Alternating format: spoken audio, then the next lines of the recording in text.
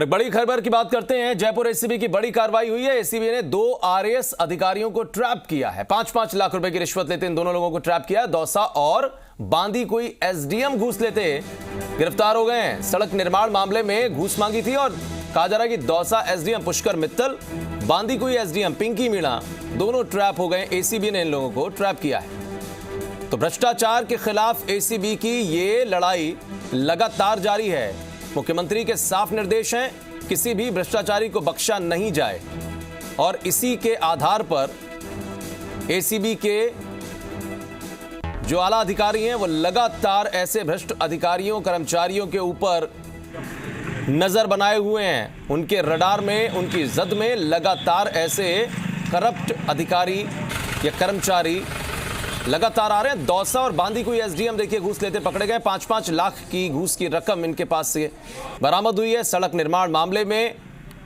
ये घूस मांगी गई थी और क्या कुछ इसके पीछे के कारण रहे हैं, किस तरीके से ट्रैप किया है, क्या इनपुट्स मिले, कैसे वेरीफाई किया इनपुट्स को,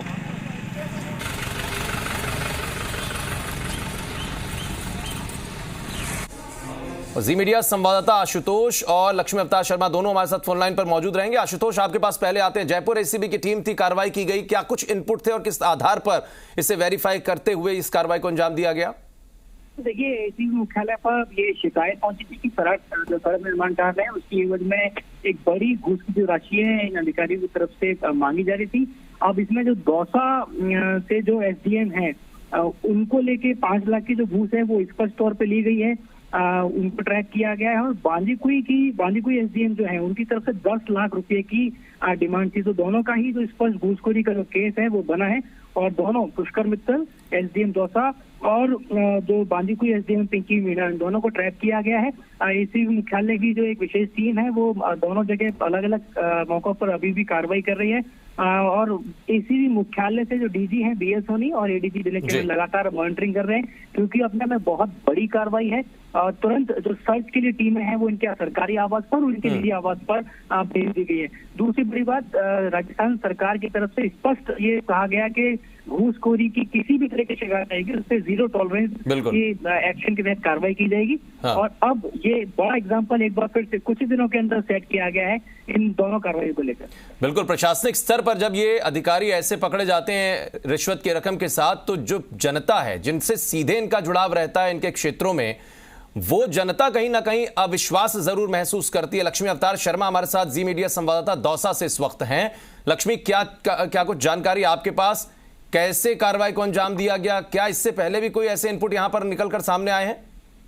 जी बिल्कुल, देखिए जो जयपुर एसीबी की 2 टीमें अलग अलग यहाँ आप पहुंची है। एक टीम बांदी को ही पहुंची है जहाँ एसडीएम पिंकी मीणा को ट्रैप किया गया है। वहीं दूसरी टीम है जो दौसा एसडीएम के निवास पर पहुंची है, पुष्कर मित्तल को यहाँ पे ट्रैप किया गया। दोनों ही जगह पे बंद कमरों में एसीबी की टीम कार्रवाई को अंजाम दे रही है। अंदर क्या चल रहा है अभी तक वो चीज बाहर नहीं आ रही है, लेकिन जो एसीबी के जो डीजी है वो पुष्टि कर चुके हैं कि दोनों ही अधिकारियों को 5-5 लाख रुपए की रिश्वत के साथ में ट्रैप किया गया है।